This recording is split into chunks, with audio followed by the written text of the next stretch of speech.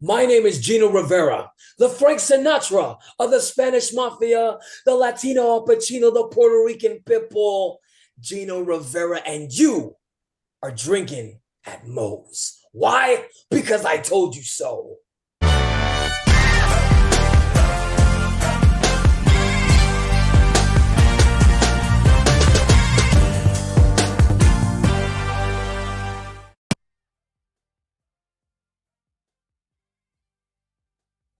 All right, everybody. Want to thank Reaper Apparel for having Drinkin at Moe's be a brand ambassador. They encourage everybody to break out of that comfort zone, live their best self, which, hey, that's what got me starting the podcast. But they got great clothing, great apparel, t-shirts, hoodies, beanies, hats, all that good stuff. Be sure, link will be in the description, and use the code Drinkin at Moe's to get 10% off your order. Let's fucking go. All right, everybody. Welcome, Drinkin' Moe's. Big Mo here. You know the drill with YouTube and all that. Like, subscribe, share, comment, all the good stuff because it helps with that algorithm they got over there. It's a pain in the butt. We're in most places you can find your audio podcasts. Today, before we get into all the formalities, I think it would be proper since, as of recording to this, we are just getting the news a few hours ago about Bray Wyatt in the day after the great Terry Funk. So rest in peace to both of them. We'll do our best to keep the pro wrestling world proud, make them both proud. Now, first thing I'd like to start off with, but you know what? Before I get it, I got so into, paying respects to those two men, I forgot to introduce my guest tonight, Gino Rivera. How you doing?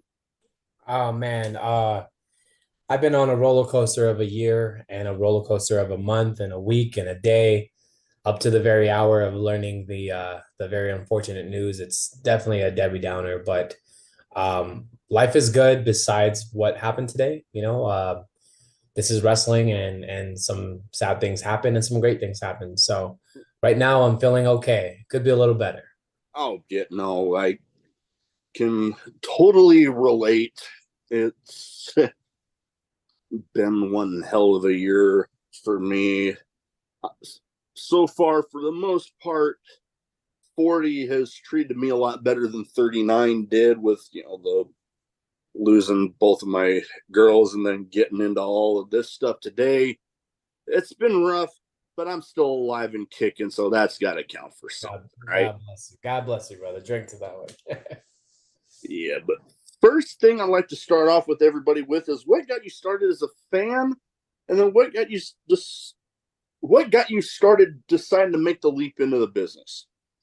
I started because of one person, one special woman, and that was my mom. My mom was a huge Undertaker fan, and when I was young, we were less fortunate. That's the right word I want to, the term I want to use. We didn't have a lot of money, but we were okay. And every weekend she would take me to a place. It was a video store, and we would go and rent videos and double tape. I might incriminate myself here, but we would double tape the VHS so we could have our copies. And to this very day, I have them all right here. You know what I mean? My mom was just the most wonderful soul in the world, and she loved wrestling with all of her soul. Today, not so much. She fell out of it, but I haven't shaken it, And as far as getting into it professionally, I went to go see the WWE live in Los Angeles at the Staples Center, and I got a flyer, and it said train to be a professional wrestler or whatever, you know what I mean? And I looked at the flyer, and there's a bunch of guys without their shirts, and I was like, yeah, that's not wrestling. Like, no way.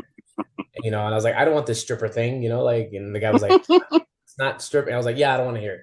So I go in Staples Center. Hours later, I come out. The show is over. Crossing the light, that same guy with the same flyer. He's like, "Here you go, train to be a professional wrestler." I was like, "Dude, I don't want to. I don't want this. Like, this is not wrestling. That's like a stripper thing." And he's like, he goes, "Bro, it's wrestling. You went in there to see WWE.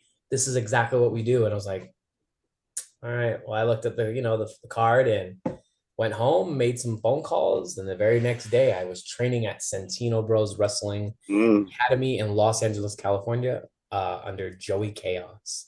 And Oh still yeah. here 15 years later. Oh yeah. I'm very familiar with Santino Brothers and Joey Chaos. I mean, I was a fan of Joey Chaos from the original XPW days, Yeah. and then he just so happened to be in my second ever independent wrestling show when I was stationed down in San Diego Yeah. for a Yeah. now defunct promotion, New Wave Pro. That they had a bit of a working relationship with Santino, so I became familiar with Joey and Santino's definitely through them, getting to meet a bunch of the guys, getting to meet Joey a few times. So very familiar. Santino's definitely one of those destination schools for learning professional wrestling. If you ask my humble opinion there, because not like when I was growing up, there was you might have to travel maybe 10, 12 hours to get to a school sometimes. Now, it seems like each region of the country has their school, their reputable schools, Yeah. reputable schools, because there are those out there not so You don't reputable. know what they're doing. Yeah. Yeah. Santino brothers, they definitely know what the hell they're doing. Oh They've yeah. they've had one hell of a crop of talent come out of there. Yeah. And you know what? Joey's a busy man. I'm hoping to get him on soon. He's mentioned that he'd be willing to, but like I said, he's a busy man. Yeah. My dad's very busy. He's very busy. And yeah, it's been Oh, you funny did. getting. Oh, you didn't hear that, did you? Didn't hear what. My dad's very busy, but I'll call him and I'll let him know. No, I heard that and I was like, wait, what did you? Everybody thinks that Joey Chaos is my dad. He's not my dad. We have a resemblance. We look alike. We've got curly hair and face, but no, he's not my dad. But every single place I go, then I tell them, "Oh, I'm from Santino Bros," and they go, "You look like him." And I'm like, I'm not trying to, I promise. But you, for you the know, mannerisms where I'm like, like just everything. My one of my dream opponents is to wrestle Joey Chaos, and I hope one day. I know he's kind of semi-retired, but we'll see what we can pull him out of that hole and get him in the yeah, ring. So they hell they well, going back to you know God rest his soul, passed away yesterday, Terry Funk. They said he air quotes retired a bunch of times, but then he always ended up getting pulled back in. I'm yeah, sure you could get Joey in there. I'm sure I can too. I don't even think it's the dollar amount. I think it's more of like the right time, right place kind of thing. Mm. No, I He's totally never get. been that guy like, oh, if they pay me $1 million, I'll be on AEW tomorrow. That's never been him. He's more so like, oh, I can go. I just want to make sure that the match is what I need. Do I need this match? Because I really don't need this match because my career, he goes, I'm happy with my career. So Yeah, no. Well, I was kind of curious because everybody's got their own stories when it comes to training. What was it like going to Santino's, getting trained, and sitting under the learning tree of a guy that, I mean, had quite the career in Joey Chaos? very nerve-wracking, but at the time, I can tell you this, and this mind blows everybody. I didn't know about indie wrestling at all. All I knew was WCW, Impact Wrestling, well, TNA, and WWE. I heard of ECW, I was aware, but like I never knew about indie professional Mm. wrestling. So when I signed up for the class, I walked in there and I was just, I don't know etiquettes, I don't know what to do, I don't know anything. I don't know these people around me. I just see a bunch of kids like me wanting to learn and train. And one of the guys, Famous B, he was in the class, Mm. and I'm like, hey, you know who that is, right? And I'm like, oh, he's like, that guy right there, and that guy. And I was like, now? And I was like, oh, those are our trainers. They're from XPW. And I was like, oh, okay, okay. What's XPW? They're like, you don't know what XPW is? And I'm just like, sure, yeah, of course I know what XPW is, right? No idea what XPW was. Uh, then that night I went and looked it up and I was like, that is my trainer. That is Joey Chaos. That's Angel Exotico. You know what I mean? That's Carnage. That's Supreme. Rest in peace. No, yes. Um, all these guys are standing in front of me, and I'm like, the next day I come and I'm like, holy crap, these guys are awesome, right? It was just really cool. But the experience that I got there was everything I've ever needed in wrestling, everything I will need. It's something I pass down to my students today. I'm sure we'll get there later on, but there's my school. Yes. The same thing that the same thing that I was learning at that school is the same thing my guys and girls are learning today. So it's basically Joey Chaos Pro Wrestling Training 101 all over. Like his touch, Supreme's touch is just being passed down, and I'm very happy to pass that down. That is definitely awesome. And you know what? Funny enough, not knowing about independent wrestling when you got into that school first, I didn't even know anything about independent wrestling until literally I got stationed in San Diego with the Navy, Googled pro wrestling in San Diego, and then boom, there off it went. Literally, second show, like I mentioned, Joey Chaos was there. Ran into him a few times there, and yeah, that was something else. And you know what? Before we get into that school that you were talking about, you like lately the past few years there have been people that have been turned belt collectors, literally collecting championships everywhere they go. Not me. And you very much so have been doing just that. Yeah. Now, what, like, good Lord, I'm trying to in my head think of some of these ones because I know off the top of my head because I just talked with somebody from the promotion just last night because I've been lucky enough to do preview shows for different promotions cards, and the one that I talked with last night, we're hoping to get one done for a show here in the next couple of months. Below Zero Wrestling out of North Dakota.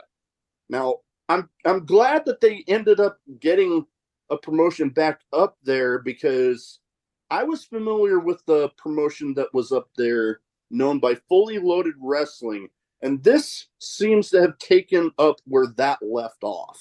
Yeah. What are some of these other ones? Because I mean, I've lost count. As far as what do you mean? Like what other promotions exist around there, or like you're talking about what ones that like the titles that you've collected from these different promotions? Gosh, so I currently hold 8 different championships all around the United States, from the West Coast to the Southwest to the Midwest.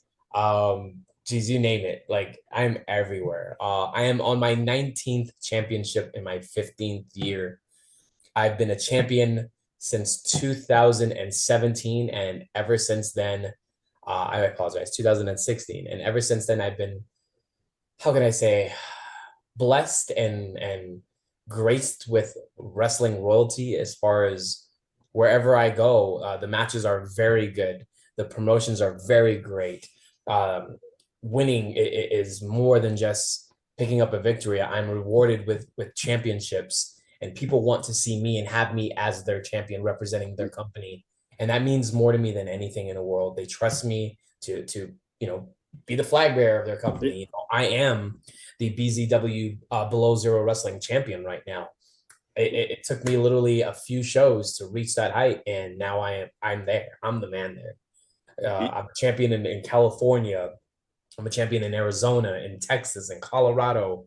Uh, uh, gosh, you name it. I'm actually going up for another one soon. I can't really say when, but I'm looking to collect my ninth championship and my 20th championship win. You know what I mean? I'm just working hard, staying out of the drama, staying out of the craziness of the business, and I'm just working as hard as I can and giving my guys, my team, my camp a reason to look at me and go, that's exactly how I want to be when I'm wrestling. You know what I mean? Oh, I yeah. got Oh, to yeah. set the example, set the tone, and lead by example, and not just talk about it. And Oh, I yeah. think I'm doing a pretty good job right now. So Oh, I would definitely say so. I mean, good Lord.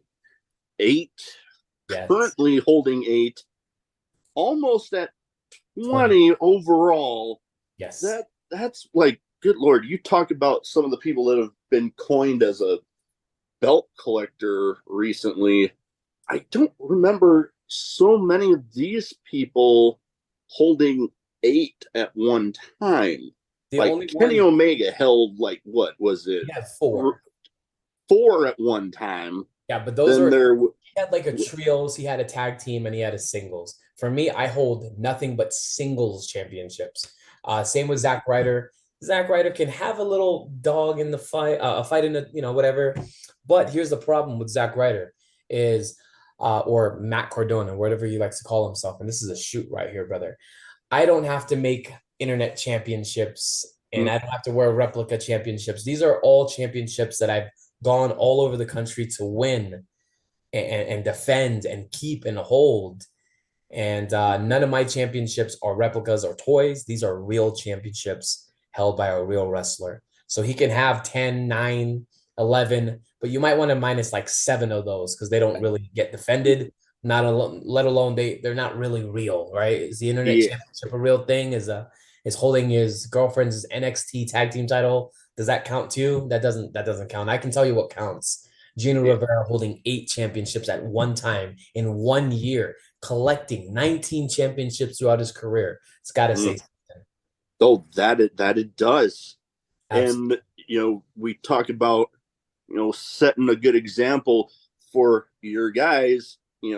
That shirt you're wearing right now, your school, Off the Top Ropes Wrestling School over there in New Mexico. What's it like, kind of juggling the training aspect of your people, and then also juggling in there your own in ring com- competitions? Right now, the only reason Off the Ropes started in general, we started in July of 2019, and my first student was Gypsy Mac. And the only reason I can say that we are still here today is because of her. She tried to go around looking for wrestling schools, and everywhere she went, they turned her down. You're a girl. We don't train women's wrestlers. Nope. No, no, thank you. No matter how much money you have, we don't want you. She saw me and she's like, I want to train. I just no one wants to train me. And I was like, I'll train you. She's like, really? And I was like, yeah, like what's the problem? I'll train you. Just so those guys can, look at you and go, damn, we should have got her first. But I did. So I started the school Off the Ropes in July of 2019, and I'm still going. It's literally August 24th, 2023. And gosh, 60 students later, you know what I mean? Just I'm pushing them out. You know what I mean? This is a business where you need a thick skin. You need to have some heart to do this. You need to be mentally strong. You know what I mean? You can't just come in here and think you're gonna wrestle. It doesn't work like that. And majority of my students that do the program, they all come out and they're all over the country. I've got guys that have literally been flown out in their first year. Who gets flown out in their first year? Nobody. My guys do. To Washington, to Florida, to South Dakota, I mean, California, Arizona, you just name it. They're everywhere. And I couldn't be more proud of my camp, my students. I love seeing them excel. I run a very tight ship, and I don't think they have a problem with how I train. It's the same way I was brought up, hence why I'm still here and I'm still strong, still going. And my students are doing the same thing. We are the premier school in Albuquerque, New Mexico. There are other schools around, but no one is as consistent. No one is as how can I say it? No one makes their students work as hard as I do. You know what I mean? My students are required to travel on the weekends, rather they're not on a show, or if they have the weekend off, they're going to come and take the ride and see if they can get booked. My students are also required to look like a wrestler, have boots, have gear, train. We train from Monday through Thursday, or from 4 to 8 o'clock. And Fridays were show days, Saturdays we're on the road, Sundays we're home. You know what I mean? We do the damn thing. We don't play wrestler. We are the wrestler. Oh yeah, and that's the thing with wrestling, and in any aspect of the business, is consistency. Because when you get complacent, that's when the quality just starts to go down the toilet. When Yeah. you're out there constantly putting in the work, then you at least get the chance of that longevity that you know some people only pray for. Oh yeah. Oh yeah. There's a lot of people that wish that they could train every single day. Instead, they're training once a day, or I'm sorry, once a week, once a month. I went to a school in North Dakota, and well, it wasn't even a school. Talked to a few wrestlers, and they said, well, this guy took our money, but we don't ever see him. He doesn't even train us. He doesn't even have a ring.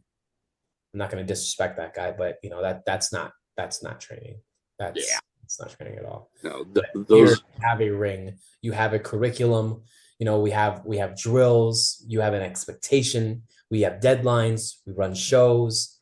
You know what I mean? We do promo classes. You are required to look like the wrestler, and if you don't, we'll get you there. Not every wrestler needs to look like they're 6'2", 200 pounds, yoked out and chiseled. They're all, some of my favorite wrestlers didn't look like that. Doink the Clown, Yokozuna, a lot of Suzuki. You can name all the wrestlers in the world right now. And yeah, you can kind of say like, well, Batista looks like Chris Masters, or Masters looks like this. But yeah, there's been Bam Bam Bigelow, there's been Taz, there's been Typhoon, there's been Macho Man, all different body shapes and sizes and Oh yeah. ethics. The wrestler doesn't have a specific look. You know what I mean? Look at a guy like Matt Tremont. I love Matt. You know what I mean? Oh And yeah. that's one guy, and I'm like, you're gonna tell that guy he's not a wrestler? He can wrestle his ass off. Oh god. Yeah. He does a different style of wrestling. Oh yeah. That's his poison. For me, I can do death matches as well. I do a different style. I am more focused on lucha and American. You know what I mean? I can Yeah. go in there and bang my head every day with chairs and light tubes. That's fun. That's great. My trainers are all death match guys. I can't bash that style, but it's not for me, and it's not what I train in. You know what I mean? Oh yeah. But No, I've been lucky enough. Speaking of deathmatch guys, I've talked with Matt Tremont about coming on. It's been kind of a process, no fault to his own. I'm not bashing him at all. He's a damn machine with the schedule he keeps with running H2O and his in-ring stuff. But I have been lucky enough to get to talk with a handful of great deathmatch guys, from Alex Colon, from John Wayne Murdoch, Akira? from Low Life Louis Ramos. Like, hell, it took me about a year to finally get it nailed down to have John Wayne Murdoch on. Yeah, Finally got it done. That guy's a damn machine. John's amazing, man. And the thing that each of those guys have mentioned when it comes to deathmatch wrestling is you have the detractors, but when it's done right, it's basically just regular wrestling surrounded by the deathmatch elements. You get the story. You don't just automatically start going for the big weapons. But You're like, seen that. We've oh, seen it's the bell out ring, there. and they're out here grabbing weed whackers immediately. Yeah. I've seen a bunch of death. I've been in 2 death matches, so it's like I do the same thing. As I'm gonna wrestle, and you're gonna get all the fun shit at the end. But right now, I'm gonna show you that I can wrestle, and I'm gonna make you guys believe this guy that's a death match wrestler, he can wrestle too. He just chooses not to. He has a different art form, and there's nothing wrong with that. And I love and respect that community. Those guys are some of the hardest workers in the world, and not all of them are trash bags. Not all of them, can't afford gear. They just choose to wrestle, and hey, I'm gonna go out there, I'm gonna beat you up in my jeans and I'm gonna kick your butt, you know. And I respect that as well. You know, not Oh, my wrestlers when they're at OTR, they will be in boots, they will be in gear, they will know how to wrestle, they will know how to talk, they will basically look the part. no, yeah. No, and actually, speaking of one of those guys that I mentioned, off to my side here, I don't have it displayed yet, but I actually have from Alex Colon signed kick pads that he's actually worn, and I actually found uh, pictures of him actually in these. That once I get something to display him in, that picture's going right up Oh, you in need there. it. You I think need he's doing like a double knee into a corner through a pane of glass. Jeez, yeah, no way. And like you look close enough, you can see the little nicks and scrapes from the glass and Yeah. barbed wire and stuff. And there's something some little token that I'm kind of proud of. Yes, no, there's nothing wrong with that. I got tons of tokens that I'm proud of. I mean, I could reach right here. Yeah. Oh, but excuse This one right here. This me. is my first ever championship that I ever won. I won this from David Marquez. He made me Ooh. the Arizona State champion. I was the first ever Arizona State champion, and this belt means the most to me. It took me 9 years to Ooh. win my first championship. And Hey. out of all the belts I won, this means the most to me. This one here. So Oh, that I can understand that. That's awesome. yeah, so that's like one of my trophies that I have in my office. I have tons of stuff I can put up, but I don't want to ruin the walls, you know. Uh, Oh yeah. No, I've definitely got my like health behind me here. A bunch of my collections, some autographed, even some of the autographed ones. I'm kind of actually proud of yeah, with some of my autographed figures from my head shrinker Fatu figure I got signed by Rikishi. I have that right there. And this, if I open this closet, everything's gonna explode. I'm just letting you know. I open these bins, everything's gonna explode. You know what I mean? I just literally went to Mexico and picked up, a few. I like Ooh, these. You know, I bought okay. these for $6 in Mexico. So these are a little hard to find, and they're actually you would think somebody made them custom, and they're actually figures from Mexico. This is how they make them.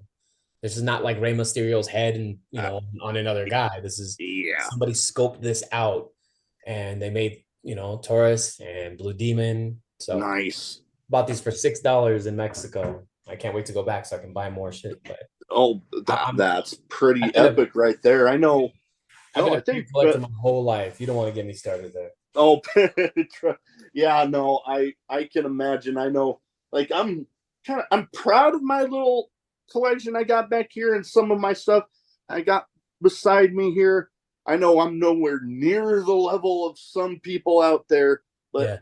I'm proud of what I got. Hey, it's a start. It's a start, dude. I started with Jake the Snake and Hacksaw Jim Duggan, and now I probably have this whole office is filled with just a wrestling BS, man. It's ridiculous. I'm an avid figure collector. Like I collect other stuff, but like I am most proud of some of the stuff that I have. Like you can't really see it, but stuff like this really makes me proud to have. Ooh. I got stuff like in the vault where if I keep going, it's gonna turn into a toy show. But Oh, well, one more before we get to my little categories I have here. I'm proud of these ones because my wife ended up giving them to me. My first ever ones she gave me, but those are 30 I bucks a pop. I just picked up this one today. I saw that at Andre the Walmart. Giant Ultimate. I saw that Target. Yeah. Yep, I was when I saw that, I'm like, oh my god, I gotta. So the problem I have with Mattel, the problem I have with WWE and their figures is they like to put the same figures in a different box. There's a lot of those, yeah. It makes me sad because there's a lot of Roman Reigns and a lot of John Cena's hanging on the pegs, and I'm like, where's the good stuff? You know what I mean? When in the '90s, when KB Toys was around and Toys R Us, I could go and find pretty much any figure, every figure. Now there's just one Blue Demon in a case and 10 John Cena's. And usually those guys that stock the toys are wrestling marks and figure collectors, or they know, hey, this costs a lot. I'm going to take this blue demon and sell it for $700. And I'm just going to hang all the John Cena's on the pegs. That drives me insane. So, Oh God. it's There, never fun. oh man, there's some people out there that I hear about them doing figure hunts and going to Targets and finding all these like really awesome ones, and I'm like, well, goddamn, I can never find this shit around here. I go every single day. I go to at least 4 stores every single day. I picked up some really good ones, by the way, but they're just based on alone. Here we go, Just real quick, but Oh yeah, we'll go through these quick and we'll I get found going. this here. Ooh, I Red mean, Heart. All right. I found this here. I hate this guy with a passion, but I found him. Okay. You know, they started coming out with these. Okay. I've seen those around. Yeah, so just some stuff like that, and randomly walking into Walmart and saw that. Mm. I don't even like Funko stuff, but I collect these action figures because they make me happy. Everybody asks me, why do you collect toys? Why do you collect Barbies? And why do you collect this? I tell them, when I was younger, I was adopted. I was the youngest boy of 6, and my mom couldn't afford to get 6 boys toys at the time, each of us, because you get one, you got to get them all, right? I'm a family man. I have 4 kids myself today. I know dang well if I go to a Target, I've got to get not one, but I got to get all 4 of them toys.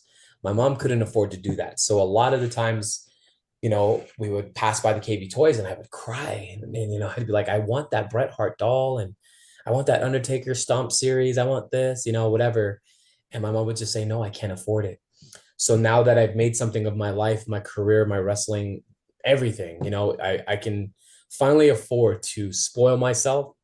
And I tell people, I'm just trying to recollect yeah, I'm just trying to rekindle my childhood. I'm trying to get it back. You know what I mean? I never Yeah. could afford this. No one will understand why I'm spending thousands of dollars on WWE Crunch, WWF Crunch figures, you know what I mean? Bone crunching action figures.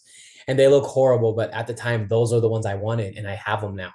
And I'm so happy and I'm so proud to have them. And that makes wrestling so much more better than just being in the ring. The extracurricular activities that I do outside of the ring, every city I go, every town, every state I wrestle in, every country, I'm going, Really? all right, take me to see where the figures are. Where can where is there a Target here? Is there a Walmart? Oh, is there a little Mexican shop that I can go and see figures? That's the first thing I get. Oh yeah. So, Oh yeah. Nope. I totally little understand you nerd moment. there. Well, I got 2 categories I kind of like to round stuff off with. One bit of a name game where I try to theme it towards the guests, people you've either shared a ring with or at the very least shared a locker room with, and you give me some quick thoughts on the person. Absolutely. Absolutely. First one, somebody you kind of brought up a little bit ago when we were talking about training. And you know what? Funny enough, I actually just recorded with the guy last week. Oh, wow. And he's going to be my 150th episode. Congrats. Hey. Famous B.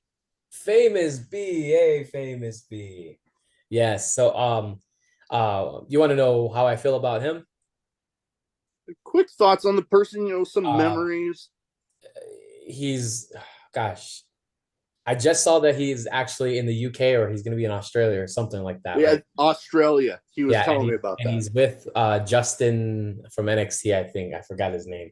But I love Famous B. Famous B, I love you. I miss you, brother. I haven't seen you in a long time. Last time I talked to him was about asking advice, and he got kind of more, what are you waiting for, Gino? Like, you're supposed to be doing better than you are. You know what I mean? And we started in the same class, Encino Rose 1 and 2 that merged together. And Famous B is just one of the most humble, kind person. Gosh, he deserves more flowers than he has today. And I Oh, love him. I miss him so much. I have a story, but I don't know how long you have for that. But it's just pretty funny. So yeah. No, you know what? Why not? Look, Tell the story, This because is worse. I I won't say any other names because that person is actually in a place that uh they've been it might hired not.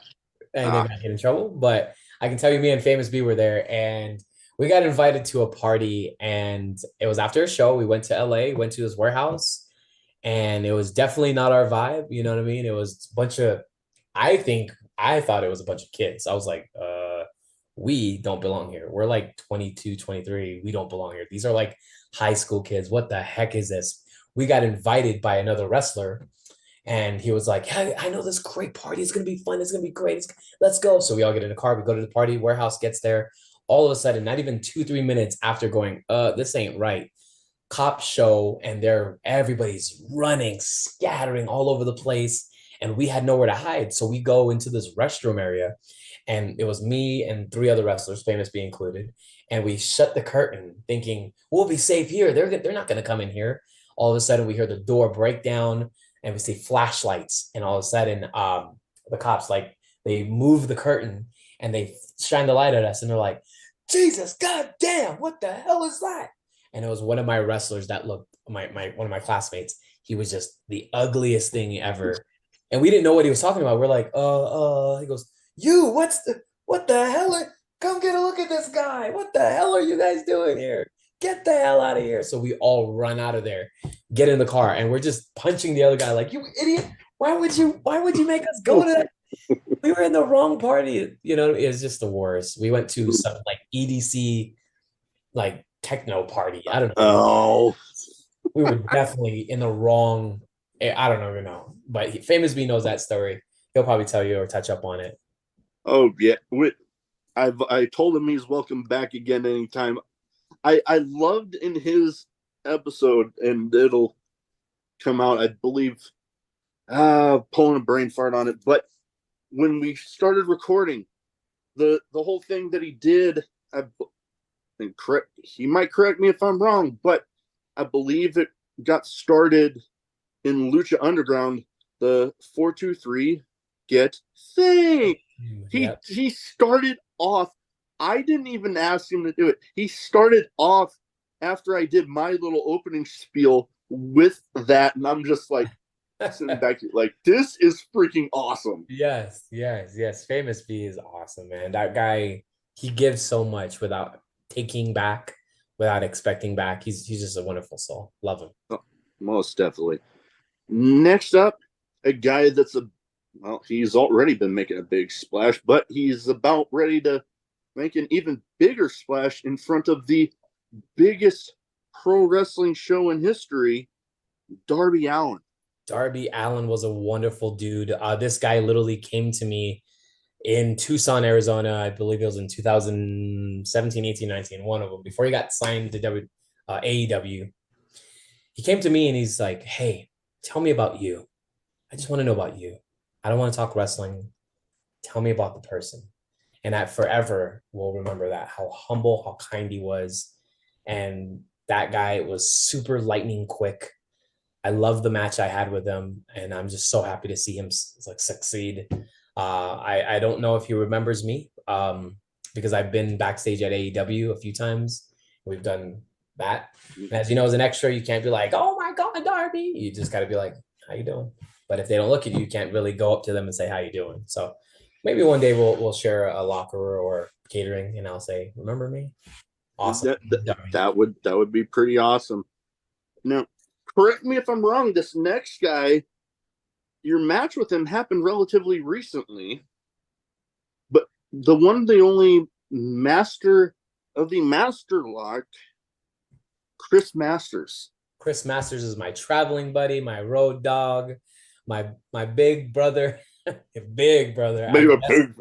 I was just on the road with him last weekend, and we were in Montana, and I gave him a ride to the airport. We're driving in like pouring rain, and he's like, "Oh, Gino, slow down. Don't look at the phone. Just stay on the road. Don't worry about it." And I'm like, "I got you. I'll protect you. Don't worry about it." I love Chris Masters. Every time he sees me, he's just like, "Gino, what's up, Gino? How you doing?" Like, I love that man. Just love him. That's awesome. Next up, a guy I've actually had the pleasure of getting to meet up on one occasion at Sammy Callahan's promotion, Wrestling Revolver, Yeah. back when he was still AEW Tag Champs with Swerve. And I actually have up there a signed figure by this man, Limitless Keith Lee. Ooh, Keith Lee on his way out, his exit from WWE. This is 2 weeks before he got released. He was checked out. He was not happy. And I got the privilege of going, "Hello, sir. I'm the jobber that's going to be working with you." That's me. And he was very just more so checked out than anything. I could see that he was just ready for this to be done and over. He was not happy, but he was so kind and gentle with me. As much as you saw or didn't see in that match, I'll post it again for your viewers. But he kicked my butt, and it was one of the greatest experiences in my life because for a man that size to leave a kid like me in one piece, it's got to say something about him. The most safest worker ever, safest wrestler ever. I'm so happy to see him happy. Oh yeah, I'm very happy for him. And he was so nice when I got to meet him. I had to wait a little bit because it was after the show. I was talking with Swerve. He's like, "Oh yeah, he's still in there." So I like, okay, I'll wait here for a little bit. finally came strolling out, and I'm like, I didn't want to be one of those guys that just ran up and like, "Oh man, and he'd be like, "Oh, I just got out of there." Yeah, definitely. Next up, another guy I got to meet I believe it was a different show for that same promotion. Another guy that had his time with WWE, Lince Dorado. Lince Dorado, the most coolest guy ever. He told me in my tryout for WWE, there was two guys in there and they were going and doing spot monkey stuff. They were like, drop kick. Oh, this, do this. Oh, all right, give me that arm drag over here. Hip toss, drop kick, come back up, blah, blah, blah. And then he walks by me and he goes, "You see what they're doing? Don't do that." And I said, "Okay." He goes, "Just don't do that." Walked away, called my match. Xavier Woods walks by. "See what those guys are doing? Don't do that." Why is everybody saying that to me? You know what I mean? Sure enough, I go and have my match, my tryout before the show, before the doors open. And Dean Malenko and Billy Kidman, they all pull me aside and they're like, "You, can you speak Spanish?" And I said, "Yes, yes, I can speak Spanish. Yes." And they're like, "Okay, you're going to be working with Lince Dorado and Grand Metalik." And I said, "You got it." Walk by. "How you doing, guys? We're working together. All right. We're going to do all this, blah, blah, blah, blah." And we went in there and they proceeded to kick my butt. And it was another greatest moment of my life working for the WWE. My first time working in a match. Took me so long. February, I think 20th, 2018 in Arizona. My life was, if I died the next day, I was like, "I don't care. Take me." Love you, Lindsay. Oh yeah, great things to say about both those last two guys. Now I have a random question category. Some might be wrestling related, some might not be. I believe, looking at my notes here, most of them this time around are at least somewhat wrestling related. I give the question, you give first answer that pops in your head. Deal. First one of the only ones that I generally try to keep in here because I love hearing the stories. Craziest in-match moment for you? Craziest in-match moment for me. There's probably just been one. It was standing in the ring with Mick Foley as he stuck a sock down my throat. Boy, Okay.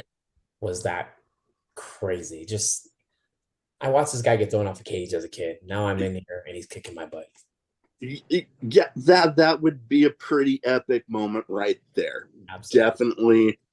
I got to meet him on one occasion. Loved it. But yeah, no, getting to be in there in the ring with him and he's, pulling out Mr. Sacco. Yeah. Did he shake your hand or did he give you knuckles?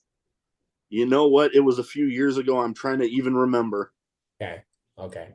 He's a germaphobe, so he likes to give knuckles instead of shaking. It very well might have been that. Yeah. Now, we mentioned at the start of the show, as of recording this, we've recently lost two absolute legends in the business. That being Bray Wyatt and Terry Funk.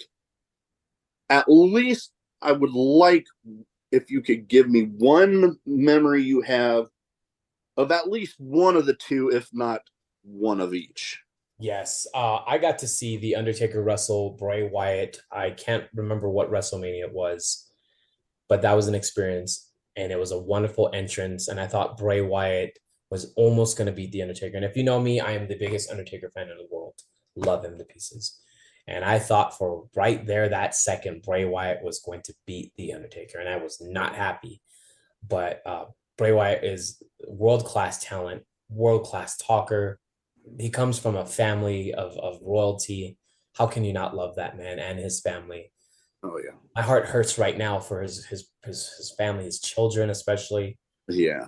Everyone back there loved him. I was Oh, back there as an extra, and this man literally walked around smiling, and he was just like the brightest soul. I don't know him personally, but just watching him in catering as he just laughed with his friends. Everyone had nice things to say, online today. It was just so sad to see.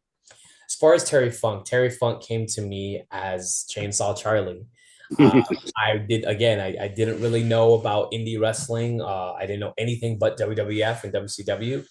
I saw probably Terry Funk as a kid, as a in his sights. But what really took me was Chainsaw Charlie. I was like, who the heck is this guy? yeah.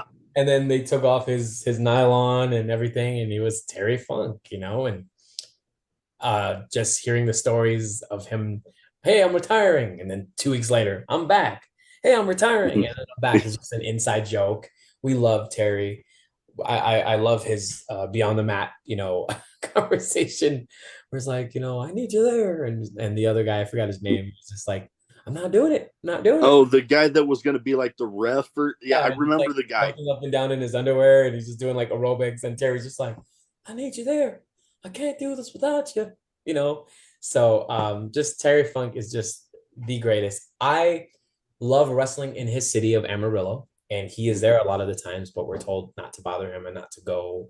Don't be a creeper, don't be a weirdo. But I wish that I could have bumped into him. A lot of people have, but as he got older, as he got sicker, a lot of people were kind of, hey, let him be. You know what I mean? It's just Yeah, he comes out here to be normal. Don't whatever. And yeah. so much prayers and love to that man's family. Oh, Gosh, mo- you egg sucking dog, you left us too early. 79 is too early to leave. you, Too you early. know, You're supposed to live here until you're 120. mm, it, Jeez. that is one thing to say about the man, that he lived such a life that even at the age that he was, that people are saying that he left too soon. That Yeah. is something to say about the man. And I I don't think I mentioned this to you, but I had been talking with a few people about a memory I have of Bray Wyatt, that it didn't involve actually meeting the man, but I didn't realize this at the time, that when I had Dutch on, I had him on the podcast, and I posted, I believe it was on Twitter, about his episode, like, hey, I just recorded with so and so, I just recorded with Dutch, and keep an eye on these links. And lo and behold, not even tagging the man, Bray Wyatt acknowledged that, like, he liked the tweet, and I'm just like, Yeah, I that's always remembered, I immediately messaged Dutch back, and I'm like, are you friends with Bray Wyatt? And he's like, oh yeah, he's a good friend of mine. I'm like, holy shit. And yeah. I thought it was just the coolest thing that the man acknowledged anything about my little damn show. Oh yeah. Yeah, that's always the best feeling in the world. I tagged DDP, and I just said something about RVD's movie, and RVD chimed in and was like, and because I said something about like, oh, I just watched this movie, and RVD's like, and DDP and RVD liked and retweeted the thing, and I was like, and it was great, and they both retweeted and liked it, and I was like, this is great. You know what I mean? So it's always Yeah. a wonderful feeling when peers that you love and watched as a kid, or even just today, they acknowledge you and your hard work. It's always awesome. I love Oh it. yeah, that made my day when Good. that Good. happened. We need more things like that to uplift everybody. Oh yeah, most definitely. Now, this is another question that I have in here that I would feel weird if I didn't have this question in here with the name of a show like Drinking at Moe's. Favorite drink, whether it be alcoholic or non, or one of each, because I always tell people just because the name of a show says Drinking at Moe's does not mean that the drink has to be alcoholic. Okay. Well, I haven't had a drink since 2015, 14. Okay, So ever since then, I've been pretty cool and sober. I had that's good. never had a problem drinking. I just don't do it anymore. No, But my choice to drink was it was called I don't know if I can even say the word. It's called Adios MFer.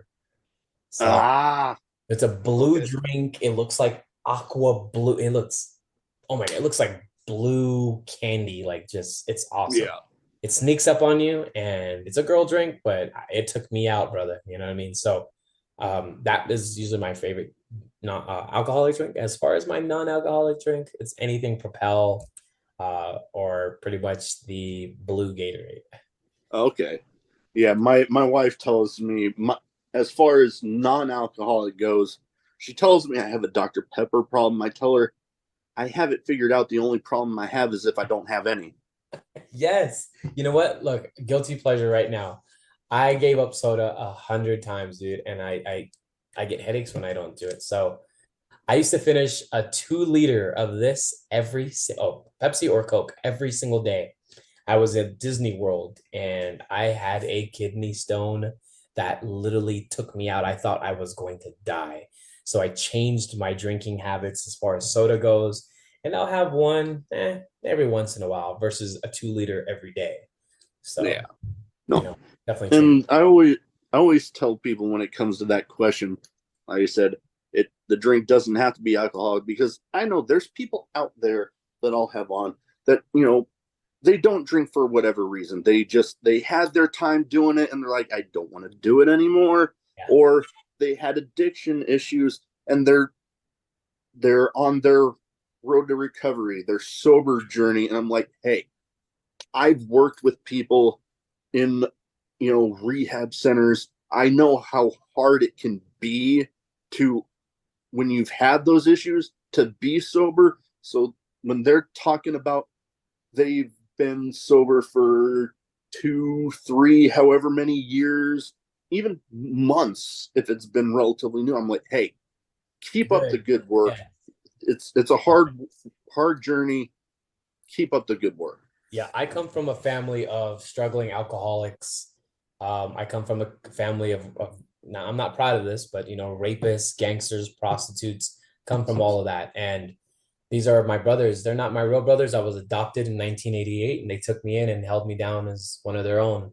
Fortunately, this one here died. His name is Brian Santos. He was murdered in 2014 and he had a drinking problem. And Mm.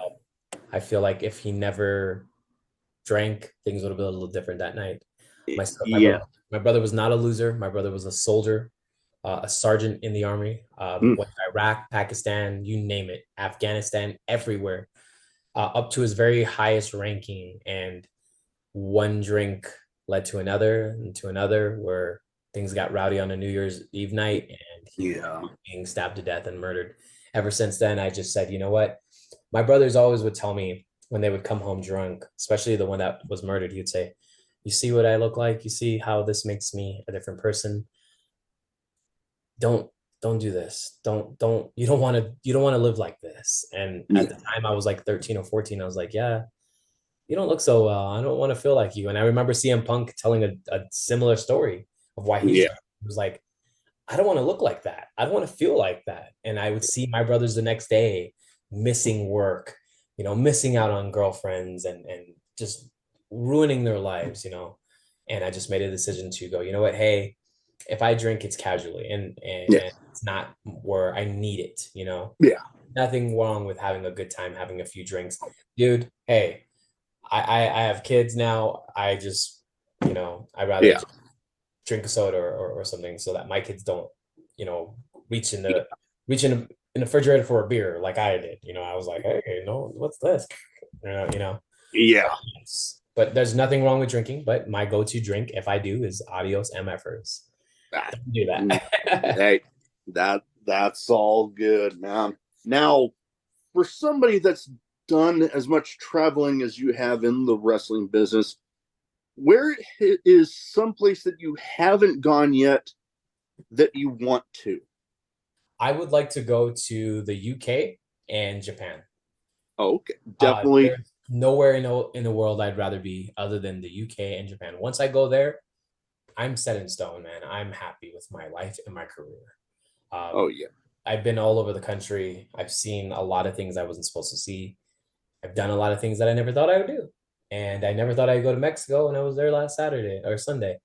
Now I'm going to put it into existence of, hey, I'm going to the UK, and I've had a few people reach out, and I will get there. So, we're putting it out there. We're yes, making it happen. That is awesome. yes, I've yet. Those are two places I have yet to go myself. I mean, the closest I've come to either one of those was actually on my deployment in the Navy. My ship was anchored off of Japan for a little bit, yeah, and some people got to go on shore for some official business. I don't remember what exactly, sure. but I unfortunately wasn't one of them. So it's always ate at me that like, oh, I can see Japan. It's right there. I just But don't have my boots. Yeah, I've done that. I've gone vacation in Florida one time, and I was like, never wrestled here, but damn, I'm here for vacation and I don't have my gear. Oh, I get it. I totally get it. yeah. Now, this is the one I like to round this one off with. Best advice for anybody wanting to get into wrestling. And I figured this question in particular, coming from a guy running a school, you'd have some particular good insights. I tell everyone this one because this one means the most to me. This one sticks to me like glue. It's tattooed on my body. It's just everything to me. I tell these guys the day that you quit, somebody, sometime, somewhere will be looking for you. And what that means to me is stick with wrestling no matter how hard it gets.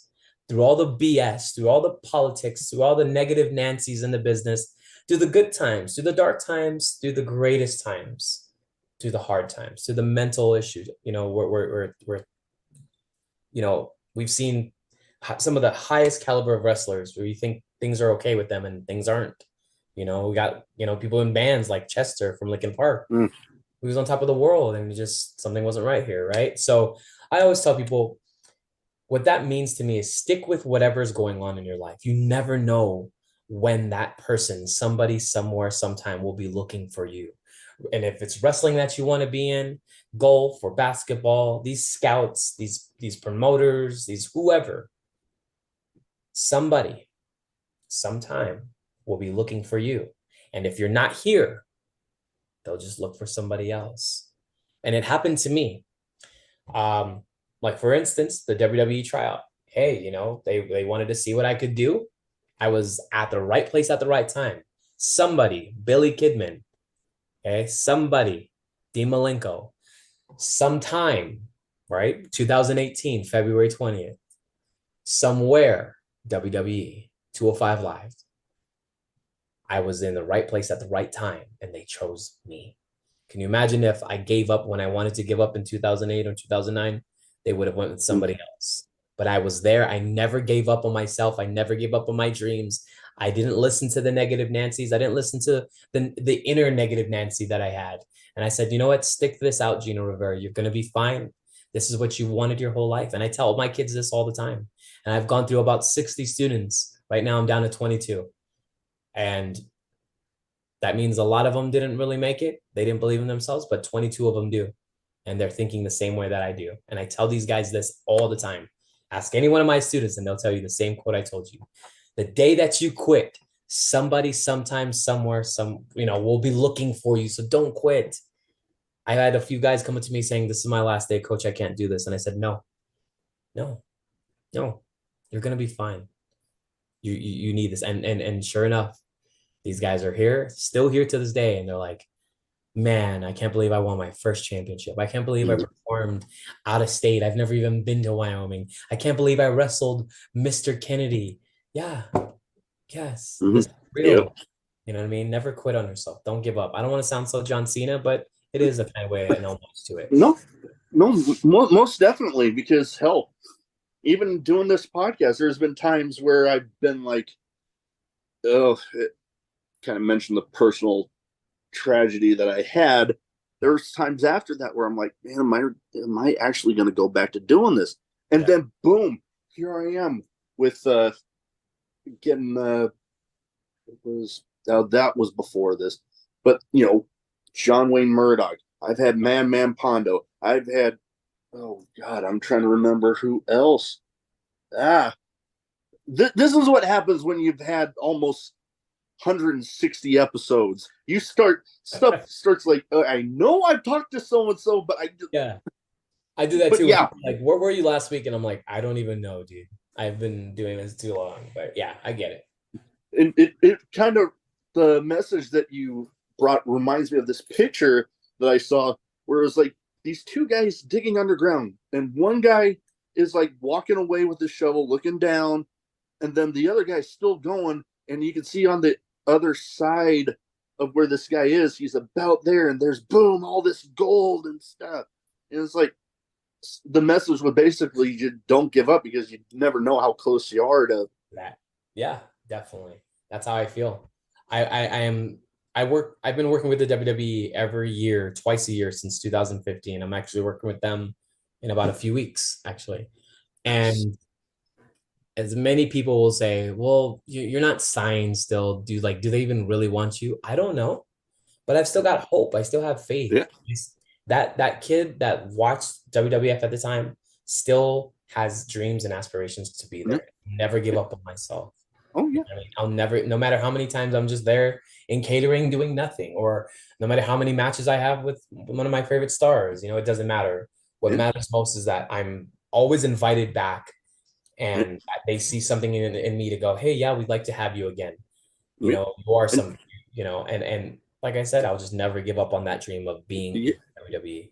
no, and it goes back to that message that you have for your students, for the answer to this question about never giving up, because you never, that day somebody's going to be looking for you, and if it only takes that one time with like you going, and there might be different times where like, oh, they're not, but then who knows, that one time you might have been just about to give up, you go there and you might just be impressing whoever it is, and then boom, there Yeah. there you are. I tell my guys all the time because I have skinny guys, fat guys, tall guys, short guys, midgets, you name it. Girls that are out of shape, girls that are in shape. And they go, well, I don't feel like a wrestler. I don't think they'll ever look at me. And I'm like, I'm 5'5". I'm 100 pounds soaking wet, dude. And at that time, somebody somewhere was looking for me. They could have chose Alexander Hammerstone that was standing next to me. They could have chose Evan Daniels from Arizona, but they said, you, come here. I was prepared for that spot. I was supposed to be there. I was destined to be there for that Mm-hmm. spot. Had I quit, they would have picked somebody else, but I was there. That was my destiny, and my dream was fulfilled. I'm on the network forever. You can't take that away from me. Yeah. Because of my quote, the day that you quit, somebody, sometime, somewhere will be looking for you. They're not looking for just one body size, a color, you know what I mean? An ethnicity. No, they were just like, he's short, he's Hispanic, he can speak to Grandma League. Yeah, we want that guy. You come here. And there I was. Yeah. I never quit. I never quit. And I Yeah. wanted to quit. I wanted to quit. I've even been kicked out of Santino Rose a few times. You know what I mean? Because I was a young kid, ego, not anymore. I'm old. But so like I said, I thank God every day that I never quit. I never Yep. quit. Definitely. Now, that is about all I have. But before we go, where can people find you social media wise? So if they don't already have their eyes on you, they can go ahead and get them there. Absolutely. Guys, you guys can find me, the Frank Sinatra of the Spanish Mafia, the Puerto Rican Pitbull, the Latino Al Pacino, Gino Rivera. You can find me on all social media platforms at Gino Toldyouso, one word collectively. Again, that's Gino Toldyouso, one word collectively. You can find my matches, YouTube interviews, hey, podcasts. I am actively on social media all the time. This is my office. You're speaking directly to me. And especially if you want to see me live, guys, I'll be in El Paso, Borger, Texas, Colorado Springs, Lubbock, Texas, Fargo, North Dakota, Bloomfield, Colorado, Prescott, Arizona, Tulsa, Oklahoma, La Mesa, Texas, in the next 4 to 5 weeks. Please be there and join me to see Gino Rivera live. I love seeing you. I love seeing your faces. I love entertaining you. Guys, that's all I got for you. Thank you so much for your time. Definitely thank you for taking the time to talk to me tonight. And best of luck out there with that machine of a schedule you got. Yes, it gets pretty hectic. I can imagine.